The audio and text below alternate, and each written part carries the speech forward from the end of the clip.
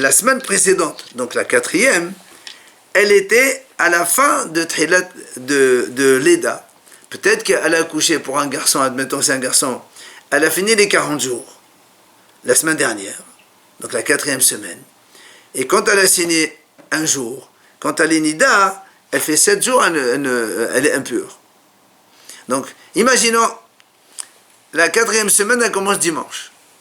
Alors, si on dit que dimanche, elle a fini les 40 jours d'accouchement d'un garçon, donc, et elle a signé lundi, par exemple. Donc, lundi, elle est Nida. Donc, de lundi à dimanche, elle n'a pas le droit d'être son mari.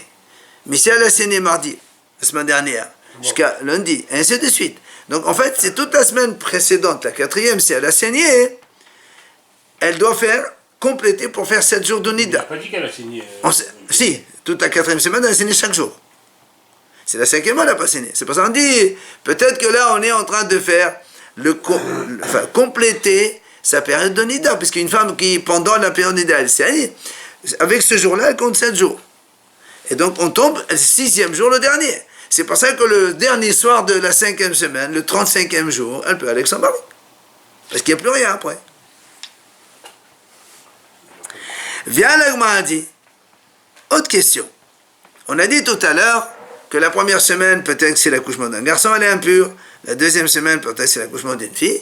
La troisième semaine, on a dit peut-être qu'elle était Zav. D'accord? Et elle fait la semaine, elle compte 7 jours de Zava. Très bien. La troisième semaine, la femme Zava, elle peut faire le mikvé le jour même du 7e. Donc, quand on est au 21e jour, la Gemara dit pourquoi elle ne peut pas aller avec son mari le 21e jour? Elle fait le mikvé dans la journée et elle va avec son mari. Alors la Gemara dit, Rabbi Shimon Hidi Amar Asur La'asot Ken. Ça, c'est Rabbi Shimon qui a dit, même si la femme, elle peut faire mikvé, la Zava, quand elle a fini le comptage, elle peut faire le mikvé le jour, malgré tout, c'est assourd d'aller avec son mari le jour. Pourquoi? Chez Métabol et des Savers, parce qu'on craint peut-être que, après l'avoir avec son mari, elle a d'écoulement encore de nouveau, et donc du coup, tout ce qu'elle a fait le mikvé, ça vaut rien, et elle est impure, elle est avec son mari, ça va et compagnie. Alors on m'a dit très bien, le soir, puisqu'elle a fait mikvé, elle est propre, le soir, il n'y a rien, elle est pure, pourquoi elle ne va pas? Elle dit non, que c'est la tabac. Ici, on parle qu'elle a vu le soir même. Donc elle a un écoulement le soir. Donc il faut qu'elle ne peut pas aller avec son mari. Donc voilà, on a expliqué pourquoi elle va avec son mari le 35e soir, et c'est tout. Maintenant, on a dit, selon Beth Shammai, on lui fait 95 mikveh. Il va expliquer pourquoi 95. On m'a demandé pourquoi? Il dit, Shavua Kama, donc la première semaine où elle arrive, où elle n'a pas saigné, Matbelinota Belilvata. Tous les soirs, elle fait mikveh. Pourquoi? Et mort, il y a des arani. Parce qu'on dit, peut-être qu'elle a accouché un garçon. Oui? Et nous aussi, qu'une femme, quand elle accouche un garçon, elle est impure pendant une semaine. Et quand elle a fini la semaine, le soir, elle fait mikveh avant son mari. Donc ici, peut-être qu'elle a accouché la veille de son arrivée. Donc elle a fini, une semaine avant son arrivée. Du coup, le premier jour, elle doit faire mikveh. Ou si tu dis elle a accouché 6 jours avant, deuxième, troisième, ainsi de suite. Tous les soirs, peut-être qu'elle a fini les 7 jours d'impureté d'un garçon. Donc tous les soirs, elle fait mikveh. Bien.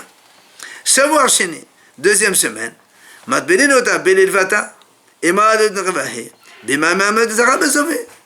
il dit, on lui fait mikveh tous les soirs, comme parce que peut-être c'est une fille aussi, donc c'est la même chose. Peut-être qu'elle a fini les 14 jours, donc chaque soir. Mais en plus, on lui fait faire un mikveh tous les jours dans la journée aussi. Peut-être qu'elle a couché un Zahar en étant en période Zav. Donc ça fait 7, ça veut dire qu'elle était Zava avant d'accoucher le garçon. Donc elle fait 7 jours d'impureté. Après ça fait Shiva Niqim. Et donc elle fait mikveh tous les jours. Ça fait donc 7 nuits dans la première semaine, 7 nuits et 7 jours dans la deuxième semaine. Savoir Shishi, Madbenina Bemama et Madbenina Bezobhi. Belilvata, la troisième semaine. Alors elle va faire mikveh tous les jours parce que peut-être qu'elle a fait Zov après, avec la naissance d'une fille. Donc elle fait les 14 plus 7 jours.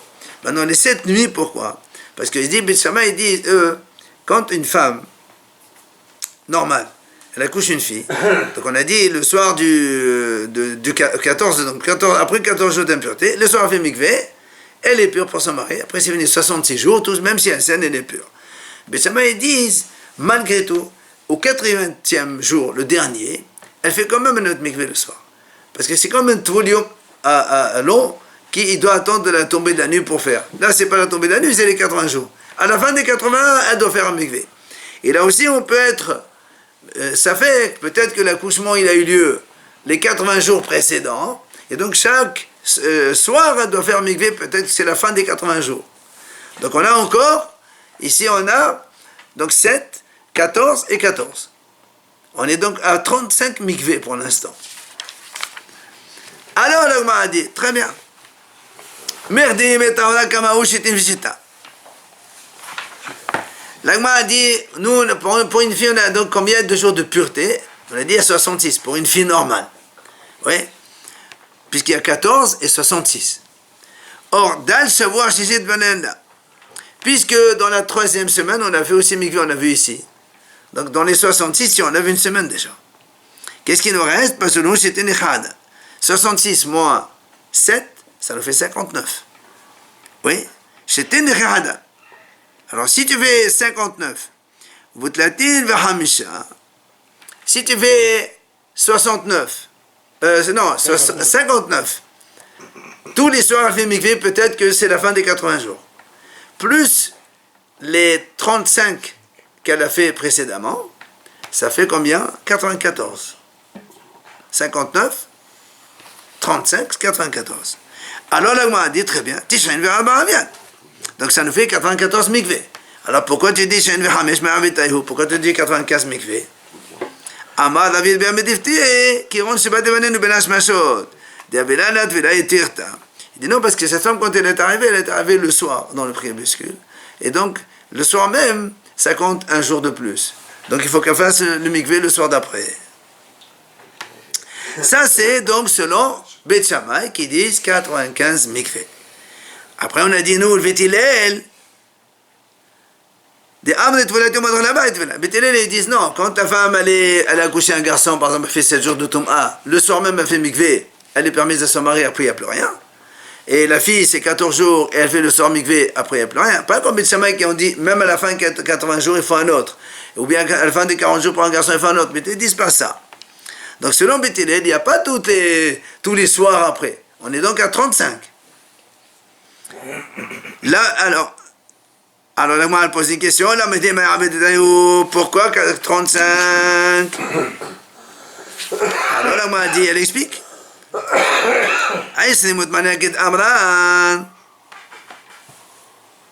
Donc, on a dit les 28, comme on a expliqué auparavant. C'est-à-dire...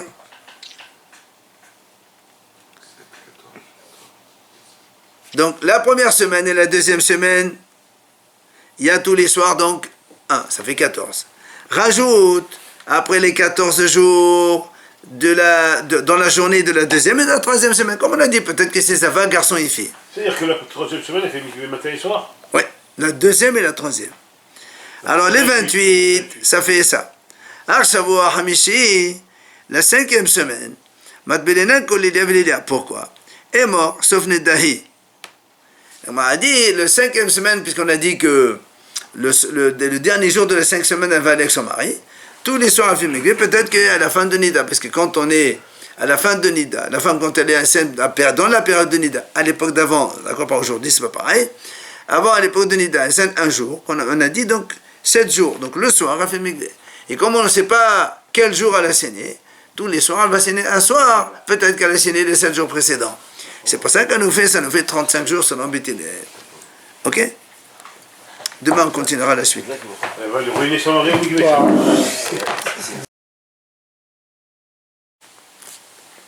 Alors, nous sommes aujourd'hui, donc, on est jeudi, on est le 23 Heshvan, et nous sommes arrivés d'Af Kaftet de Nida, Kaftet, on est à la première ligne. Yatsa Mechotach Omesoras Vechole. On a vu dans la Mishnah, si le bébé il sort Mechotach, c'est-à-dire donc en morceaux, donc, ou bien Mesoras par les pieds, ça ne s'appelle accouchement que lorsque la majorité du bébé est sortie.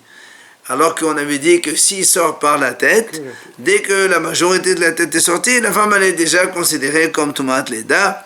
C'est un accouchement vrai. Amar Rabbi Azar.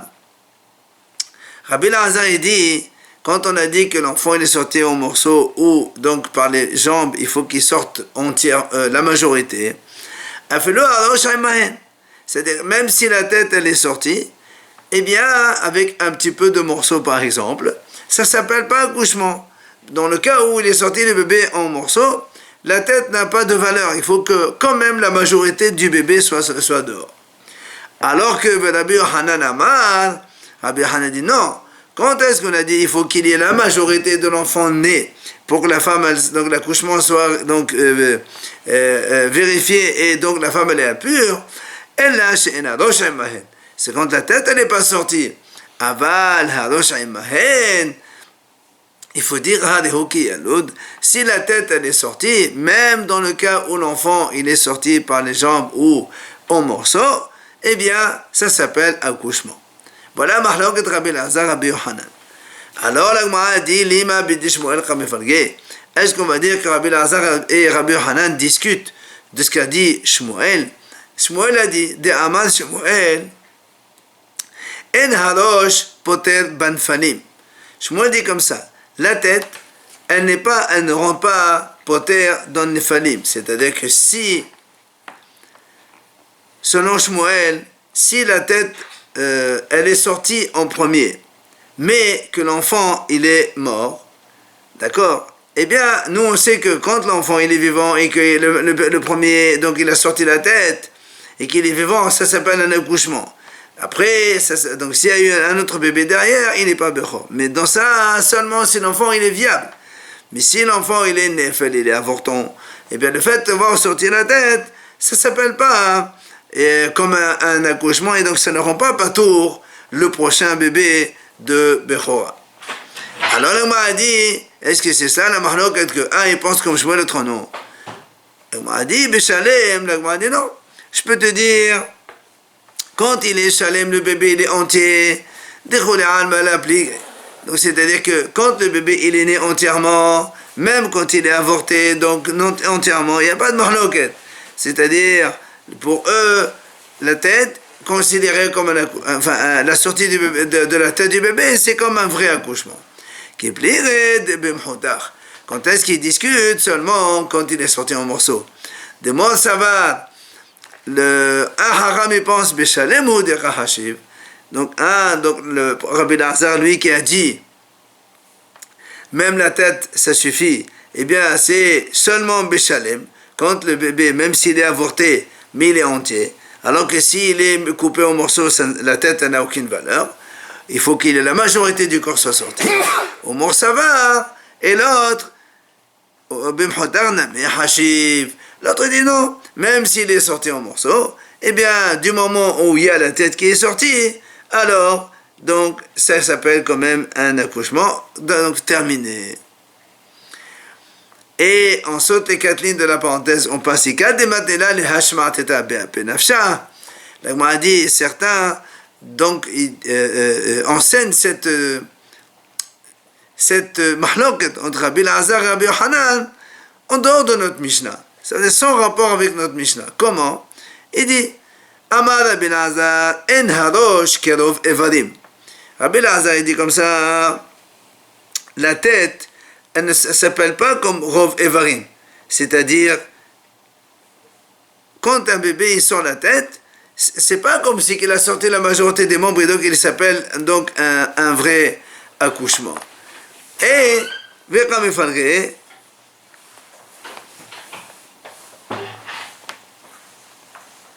Rabbi Yohanan, pardon, Harosh Kerov Evarim. Rabbi Yohanan lui dit non, même quand il est avorté, le fait d'avoir sorti la tête, ça s'appelle un accouchement ou un avortement terminé. Et la mahloket, elle est donc sur ce qu'il a dit Shmuel. Soit tu dis que la tête, elle est poteret nefalim, comme il a dit Shmuel. Rabbi Elazar, il a dit oui, puisqu'il lui a dit que la tête est toujours valable. Rabbi Yohanan, il dit non. Alors, on m'a dit, on va objecter. Notre Mishnah, nous, on a vu. Yassa mechotar o mesuras On a dit ici, le bébé il est sorti en morceaux ou bien il est sorti par les jambes. Dès qu'il sort la majorité, il est considéré comme né déjà. Alors là, on a dit, puisque dans la Mishnah on a dit, Mesoras, ça veut dire ou coupé ou par les jambes, ça veut dire Miklal, des Mhotar qui étaient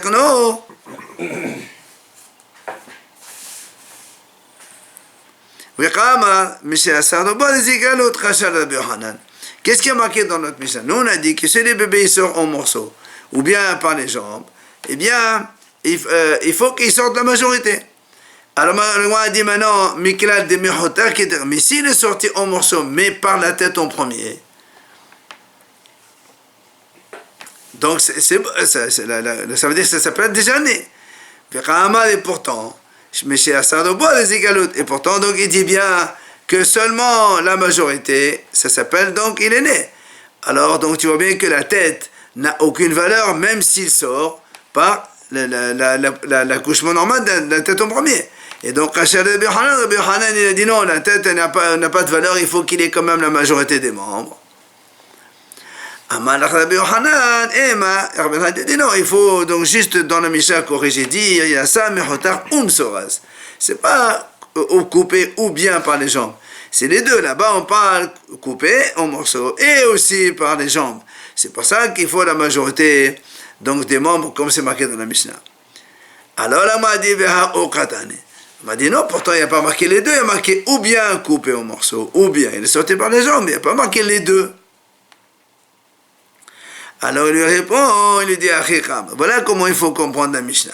Yassa mehotar, s'il est sorti en morceaux, ou bien un chalem, ou bien il est sorti donc entier.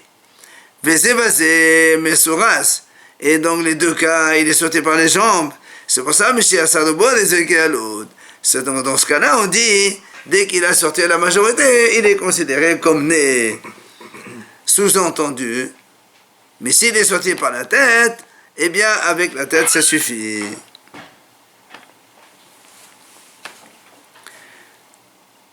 Amara papa.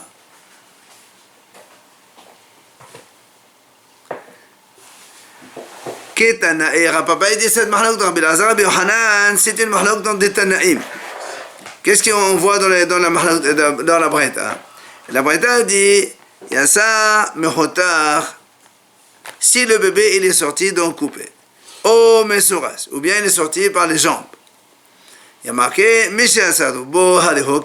comme dans notre Mishnah, dès qu'il sort la majorité, il s'appelle né, mais pas seulement la tête.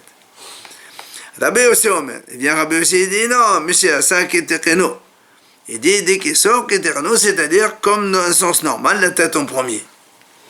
Alors là, on m'a dit, qu'est-ce qu'il dit Rabbi ici? Rabbi aussi, pardon, qu'est-ce qu'il dit? Voilà comment il faut comprendre notre Breta. Yassa, le Tanakama il dit Yassa mihotar soras. Si un bébé il est sorti coupé en morceaux et par les jambes, dans ces cas-là on dit donc seulement quand il sort la majorité, on l'appelle né. On déduit pas de là. Mais s'il est sorti même coupé, mais on promet la tête, hadosh poter. La tête, ça suffit, dès qu'elle sort la tête, ça s'appelle né déjà. Ça, c'est Tanakama. Rabbi aussi Omer, Monsieur Asadobo, Keterno. Rabbi aussi, lui, dit non. Même, on parle ici, le bébé, donc, quand il est sorti coupé, même par la tête, Keterno, donc c'est ça par la tête, Monsieur Asadobo, donc là aussi. Alors, Matriv la Rav Zavid. Rav Zavid dit l'objet, dans ces cas-là, il dit Miklal, dit Bemsoda, c'est le bon ami la potette. Puisque Rabbi aussi, il dit, même quand il sort donc par la tête, il faut la majorité. Alors, il dit, ça veut dire quoi? Donc, ici, il sort par les jambes, même la majorité, ça ne marche pas. Nous, on a un principe qui dit que la majorité, c'est comme la totalité. Donc, tu ne peux pas dire que quand il est sorti, la majorité, c'est comme donc par la position de la tête. Ça veut dire par le pied, même la majorité, ça ne marche pas, ça ne peut pas marcher. Et là, Rav Zavid, Rav Zavid, il vient et répond, il dit, non, voilà comment il faut dire. Yatsa mehotarum suras, donc s'il est sorti coupé et par les jambes, dans ces cas-là, Monsieur Assadoua des Eukiyalot, C'est pour ça seulement quand il est sorti la majorité du corps du bébé là, on l'appelle né. Et la mère, elle est donc mea. Mais s'il est sorti par la position de la tête, hadosh poter. Dès que la tête elle est sortie, on n'a pas besoin de la majorité du corps. La tête, elle le rend donc comme une naissance. Vient Rabbi Yossi Omer, il vient Rabbi Yossi dit non. Mais c'est ça que les hayim. Quand est-ce qu'on a dit la tête, elle rend pas tout, les hayim. C'est quand il sort par la position de la tête, mais le bébé il est viable, il est vivant. Alors que s'il est né, il est avortant, ça ne marche pas la tête. Il faut qu'il y ait la majorité quand même. Et là, on a dit, il a breta pour appuyer sur ce qu'il a dit Rav Zavid. Yassa mehotar umsoras, s'il est sorti donc mehotar coupé, et aussi donc par les jambes donc, là, Monsieur Assad au bord des écaloutes, comme on vient de dire, seulement quand il y a la majorité du corps qui sort, qu'il est considéré comme né. Par contre, non, mais s'il sort par la position de la tête en premier, Roche Poter, Tanakama, il dit que la tête, ça suffit, dès qu'on a la majorité de la tête, c'est bon. Rabbi Yossi Omer, mais chez non, les Haïm. Et Rabbi Yossi dit non, même quand il sort la tête n'est considérée comme naissance que seulement pour un bébé qui est vivant, viable, pas comme un avortant. Maintenant, et qu'est-ce que tu appelles Kiterno les Haïm, c'est-à-dire que pour toi, un enfant viable, il est sorti de façon normale. Mais c'est à ça, comme on a dit dans la Mishnah, il faut qu'il y ait la majorité de la tête qui sort. Qu'est-ce qu'on appelle la majorité de la tête? Ici, la Gemara nous ramène trois avis. Rabbi Yossi Omer, Meshias Os Da'av. Rabbi Yossi dit qu'il faut qu'on ait les deux côtés temporaux, donc les deux tempes du bébé qui soient dehors. Abba Hanan, Rabbi Yossi Omer, Meshias Apad Dahto. Lui, Rabbi Hanan, il dit dès qu'on voit le front, donc c'est ça qu'on appelle la majorité de la tête. Enfin, dès qu'on voit le coin de la tête, c'est-à-dire le derrière, le sommet de la tête là-bas, c'est ça qu'on appelle donc enfant né. Matiti nouvelle Mishnah. Hamapelet ve'en yadoa mahu. Si une femme, elle avorte un enfant, mais on ne sait pas si c'est un garçon ou une fille, mais on sait que c'est un enfant. Alors, qu'est-ce qu'on fait dans ce cas-là? On a déjà vu cette notion. Teshev la zachad ve la necheva. Comme on ne sait pas si c'est un garçon ou une fille, elle va faire les 14 jours d'impureté comme une fille, comme pour une fille.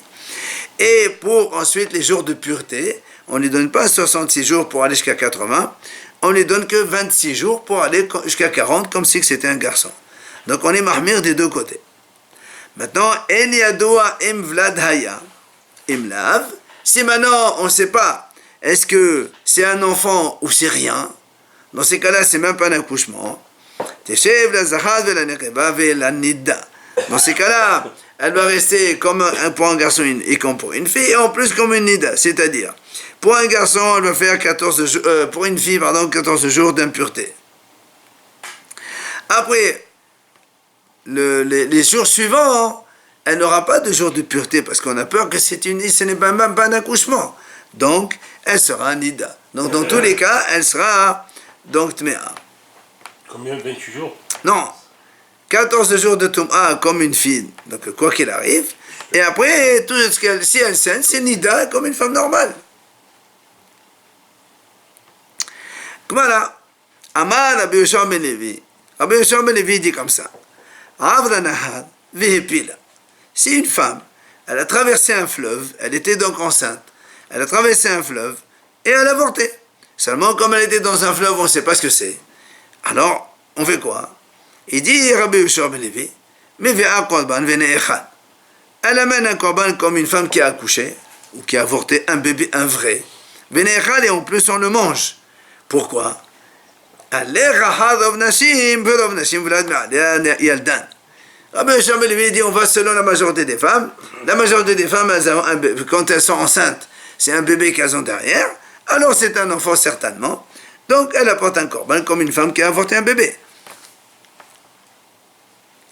Alors la Gemara dit On objecte contre Rabbi Yoshua ben Levi. Comment tu dis qu'on va selon la majorité des femmes? Pourtant, on a bien vu dans notre Mishnah, En yadoua im vlad haya, si on ne sait pas si c'est un enfant ou pas, c'est marqué dans notre Mishnah, Teshev la zachat velenekeva velanida. On a dit, elle reste donc comme un garçon et une fille. Et en plus, comme une nida, si on ne sait pas ce que c'est. Alors, d'après toi, Rabbi Yoshua ben Levi, Ama et Teshev la nida. Pourquoi alors on est nida? Pourquoi on ne dirait pas la même chose? Selon toi, Rabbi Yoshua ben Levi, on aurait dit dans la Mishnah, toutes les femmes, la majorité des femmes, elles accouchent un enfant. Et cela aussi, donc, même si on ne sait pas ce que c'est, ça doit être un enfant. Et donc, on ne lui donne pas nida. Pourquoi la Mishnah dit nida? Donc, c'est pas comme toi. Alors, la Gemara répond, Matiti, Besheloch Zaka Obara. Parce que, Amar Rabbi Yoshua ben Levi, Besheloch Kesheloch Zaka Obara. On va dire, c'est pas une objection. La Mishnah, on parle d'une femme qu'on n'a pas su encore qu'elle était enceinte. Donc on n'a pas encore la certitude. C'est pour ça que peut-être qu'elle a juste saigné, et c'est pour ça peut-être qu'elle est nida.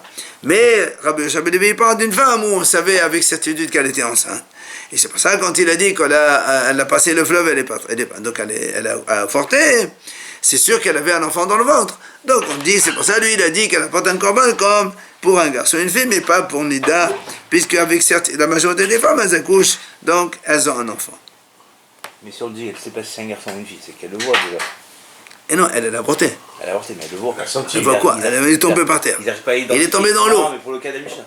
Non, la Mishnah, on dit, elle ne sait pas ce que c'est. Donc elle le voit, l'avortement. Et alors? Donc elle... Non, non. Alors, imagine qu'elle a jeté dans les toilettes et après elle ne le voit pas. Même si elle le voit. Tashema, là, on vient objecter de nouveau. Behema shiatsa melea. Il dit, si on a un animal, yatsa melea, ça veut dire elle est sortie pleine, elle était enceinte. L'animal était porteuse. La bête, elle était porteuse, on va dire comme ça. Uba alechanit. Elle est revenue, par exemple, elle est partie au pâturage, l'après-midi elle revient, et elle a le ventre vide. Alors, la Gemara dit, ce qui vient derrière, il est Bechor Mesafer. C'est-à-dire, peut-être que celui qui a été le premier, c'est un vrai bébé, et donc elle a avorté, et celui-là, donc il n'est pas du tout Bechor. Ou peut-être que l'animal, quand il est parti, elle a avorté, c'était rien du tout, et celui-là, il est Bechor. Alors, on ne sait pas, est-ce que c'est Bechor ou pas Bechor cet animal? Qu'est-ce qu'on fait? Alors, normalement, un Bechor, quand il est né, il faut le donner au Kohen. Celui-là, comme on a savait que peut-être que c'est un Bechor, nous on a un principe, donc le Kohen, il ne peut pas te le réclamer. D'un autre côté, le Bechor, aujourd'hui, on ne peut pas le manger, il faut attendre qu'il ait un moum. Alors, il faut que le propriétaire lui-même, il attende qu'il ait un moum pour le manger. Pas chaud. Alors vient le moi justement elle pose une question. Comme il a dit Rabbi Yoshua ben Levi, pourquoi tu dis ça?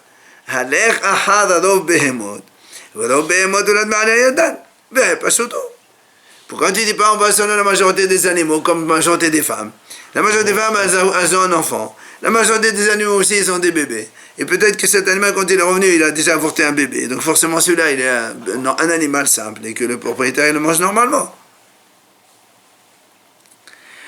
Amar Ravina, il vient Ravina, il répond. Il dit, c'est pas la même chose. Pourquoi? Parce que ici, c'est vrai, la majorité des animaux, ils accouchent quelque chose qui est un enfant normal, ou ils avortent un enfant, un animal normal. Mais du coup, il est peut-être le prochain du Bechora. C'est vrai. Seulement,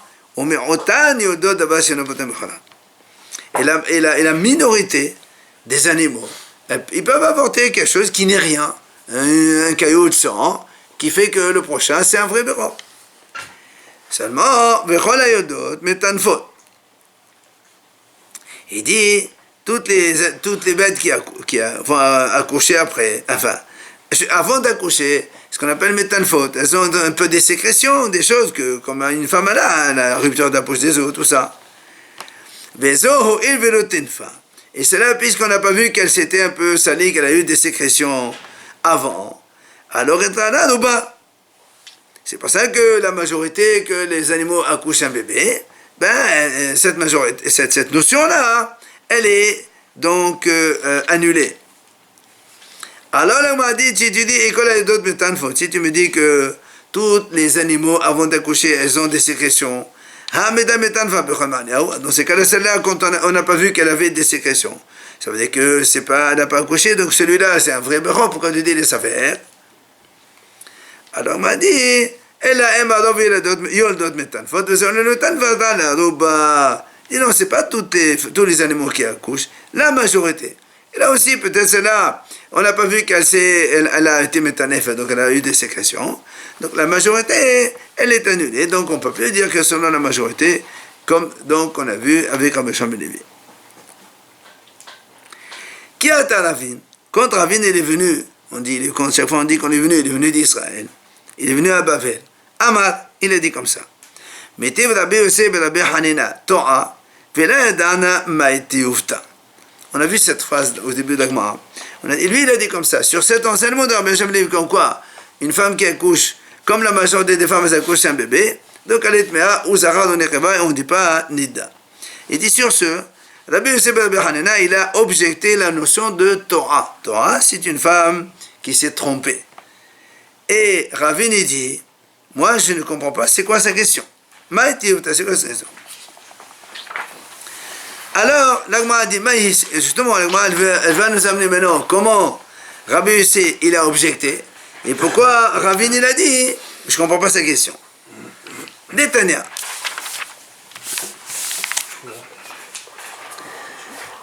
Isha shiasta melea uva alechanit. La Braïta dit comme ça. Une femme, elle était enceinte. Elle est partie, et après un moment, elle revient, et on ne sait pas, elle-même, elle ne sait pas. Elle ne sait pas. Qu'est-ce qu'elle a avorté? Un garçon, une fille, rien, on ne sait pas. Et depuis qu'elle est devant nous, maintenant qu'elle est devant nous, elle-même, elle ne sait pas quand est-ce qu'elle a avorté. Est-ce qu'elle a avorté? Rien. Elle ne sait rien.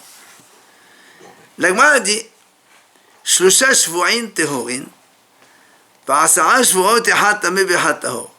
Alors, cette femme, quand elle est venue, elle nous a dit comme ça. Les 3 premières semaines, depuis qu'elle est devant nous, elle a 3 semaines, elle n'a pas saigné. Ensuite, pendant 10 semaines, une semaine, elle saigne tous les jours. La semaine d'après, elle saigne rien du tout. Une semaine, elle saigne tous les jours. La semaine d'après, elle saigne rien, elle part. Et ainsi de suite pendant 10 semaines. Une semaine oui, une semaine non. Ça fait 10 semaines. Donc on tourne à 3 semaines de tahor. Une semaine tamé, une semaine tahor, une semaine tamé, une semaine tahor, pendant donc 5 semaines. Enfin 5 fois. Alors la Braïta a dit, qu'est-ce qu'on fait? Cette femme qui ne sait rien, on fait quoi de cette femme? Elle dit, Meshameshet le or shloshim v'hamesh. Cette femme-là, elle pourra avoir une relation avec son mari la nuit du 35e jour, seulement. On va expliquer tout ça dans la Gemara. Et, selon Bet Shammai, elle va faire 95 fois le mikvé. 95 fois le mikvé selon Bet Shammai. Au Bet Hillel, la nuit du 35e jour? Non, tous les jours, ça fait en tout 95 fois, on va voir comment aussi. Au Bet Hillel, on dit, c'est le Shim Vehamesh. Bet Hillel disent non, elle fera que 35 mikvé, pas 95. Rabbi Yosef ben Abi Damed, Dayalet Velash était Baharona. Rabbi Yosef, lui, il dit non, ça suffit, elle fait mikvé, le dernier. Quand elle n'a plus à enchaîner, elle fait mikvé. Donc on va expliquer tout ça maintenant. Alors là, on m'a dit, quand on a dit, donc, cette femme-là, elle est venue avec 3 semaines de pureté, et plus après, une semaine oui, une semaine non. Alors, on explique pourquoi elle ne peut avoir de relation avec son mari que le soir du 35e jour, pourquoi. Alors, on m'a dit comme ça, Bishama, Shavua Rishon, lo meshameshet. La première semaine, même si elle n'a pas saigné, d'accord, elle n'a pas le droit de relation, pourquoi? Est mort, Yoled et Zachari.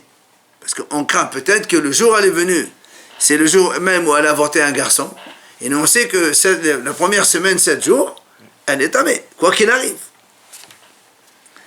Shavua Sheni, est mort, Yoled et Revahi. Peut-être, on va dire, la deuxième semaine non plus, elle ne peut pas avoir des relations avec son mari, parce que même si elle ne saigne pas, on va dire peut-être que elle a accouché, elle a avorté une fille. Et pour une fille, quoi qu'il arrive, on a 14 jours d'impureté de toute façon. Ça fait 2 semaines déjà. Elle a signé la deuxième. Hein? Elle a signé. Ah non, non, non. Ah, les 3 semaines. 3 semaines, elle n'a pas saigné là. On est dans les 3 premières semaines, elle n'a pas saigné. Et malgré tout, on dit qu'elle n'a pas le droit d'avoir une relation sans mari.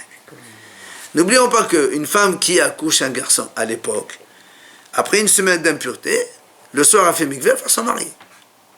Donc c'est pas comme aujourd'hui. Aujourd'hui, c'est complètement autre chose. Mais donc c'est pour ça ici on dit que même si elle n'a pas saigné, 2 semaines déjà, elle n'a pas le droit d'avoir une relation. 3e semaine, Shavua Shelishi. Pourquoi elle n'y va pas? Puisque normalement, si c'est une fille, ça y est, après 14 jours, elle fait mikveh, le soir elle va s'en marier. On a dit non. Pourquoi? Et mort, Yoledet Nekeva Bezovhi. On a dit, parce qu'on va dire peut-être que cette femme-là, avant d'accoucher, elle était Zava. Donc ça veut dire qu'elle a saigné 3 jours. Et quand on saigne 3 jours pendant l'époque Zava, il faut faire Shiv'a Nikim, 7 jours de pureté. Donc, il faut attendre encore une semaine. Ah non, justement, on dit que les jours de Tum'a, de accouchement d'une fille ou d'avortement, ça ne rentre pas là-dedans. Il faut Shiv'a Nikim. Donc avant ces 3 semaines, elle était avant d'accoucher ou d'avorter, enfin d'avorter elle, avant d'avorter, elle a eu 3 jours. Elle a eu 3 jours de saignement dans la période Zeva. Et donc il faut 7 jours de crime obligatoirement. Alors qu'elle était enceinte. Alors qu'elle est enceinte. Donc l'Agma a dit, ça je comprends, les 3 premières semaines, elle ne peut pas avoir de relation mariée parce qu'il y a cette crainte-là. Et là, l'Agma a dit, Shavua Riveri, la 4e semaine. Nous on a dit qu'elle a saigné pendant toute la semaine. On m'a dit alors, Avalgav de Kahaz Yadam, Teshamesh, de Adam Tahodhu. Quel est le problème? Puisque maintenant, après les 14 jours d'une fille, pendant 66 jours, même si elle saigne, elle est tahor, elle peut aller avec son mari. Alors pourquoi ici, tu as dit toi la 3e semaine, elle était Zava, elle a fait les 7 jours de Zava, c'est terminé, maintenant elle peut aller avec son mari. Pourquoi on dit 4e semaine, elle ne va pas avec son mari? Au-delà des 26. Hein? Au-delà des 26. C'est 26. On ne sait pas ce que c'est. 26. Quel 26? 26 jours. Non, non. C'est 14 et 26. Le 26 c'est pur. C'est pur. Pur avec son mari. Et là on est au-delà. Justement, c'est ça la question. Pourquoi la 4e semaine, elle ne peut pas aller avec son mari? Toi tu as dit, elle n'y va que le 35e jour, c'est-à-dire le dernier jour de la 5e semaine. Et pourquoi la 4e semaine non? Alors il lui dit, lave, n'est-ce pas? Voilà la question contre Rabbi Yosham Levi. Lave, Mishum de la Zenan Batarouba. N'est-ce pas que on ne va pas selon la majorité des femmes? Parce qu'effectivement, si on fait comme Rabbi Yosham Levi, la majorité des femmes, qu'est-ce qu'elles avortent? Un garçon et une fille. Donc celle-là, normalement, à la 4e semaine, elle doit aller avec son mari. Alors pourquoi ici on dit non? Parce que peut-être qu'elle n'a rien avorté. Et qu'elle a été simplement nida. Et donc, du coup, cette semaine où elle est en train de saigner, c'est nida. D'accord? Donc, tu vois bien, on va pas selon la majorité. Alors, elle m'a dit, c'est très bien, c'est une très bonne question contre Rabbi Yosham Levi. Alors, pourquoi Ravine, il a dit, pourquoi Ravine, il dit, je n'ai pas compris sa question. Voilà, nous, on a compris maintenant. C'est quoi ton problème? Il y a une bonne question. Si on va selon la majorité comme Rabbi Yosham Levi, normalement, elle doit aller avec son mari maintenant. Pourquoi on dit non? Alors la mère répond, voilà pourquoi elle dit que ce n'est pas une question. Et mort, on m'a dit parce que non, elle ne sait pas, elle ne sait rien du tout. Qui t'a dit que le jour où elle est venue, c'est là où elle a avorté? Peut-être qu'elle a avorté il y a 3 mois en arrière. Et donc il n'y a ni impureté, ni rien du tout. Et maintenant elle est en train de saigner, elle est nida tout simplement. Puisque c'est la 4e semaine, c'est la semaine où elle saigne tous les jours. Donc forcément la 4e semaine, elle ne peut pas parler avec son mari. C'est elle est nida. Donc, il n'y a pas de problème. Entre-temps, elle n'avorte pas. Non, elle a avorté, mais on ne sait pas quand. Alors ça remet en compte Elle-même. tout le compte depuis le début. On a dit les 7, les 14. Oui, mais on est en s'affecte le problème. C'est pour ça qu'on est en train de dire, là, elle ne peut pas, parce que peut-être c'est ça. Là, elle ne peut pas, peut-être c'est ça. Ben, maintenant, je te dis, la 4e semaine non plus, peut-être non. Bien. Alors, là, on m'a dit, très bien. Alors,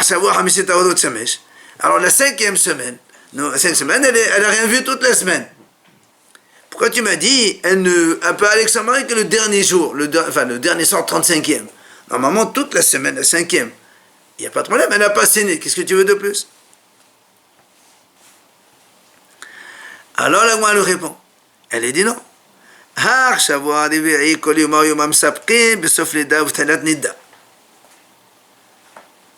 וישימו את מנה גופי תחילת נדהי ובהם תשיב על נדתה. La Gemara dit non. Tu sais pourquoi elle ne peut pas aller avec son mari la 5e semaine, toute la semaine? Parce qu'on craint que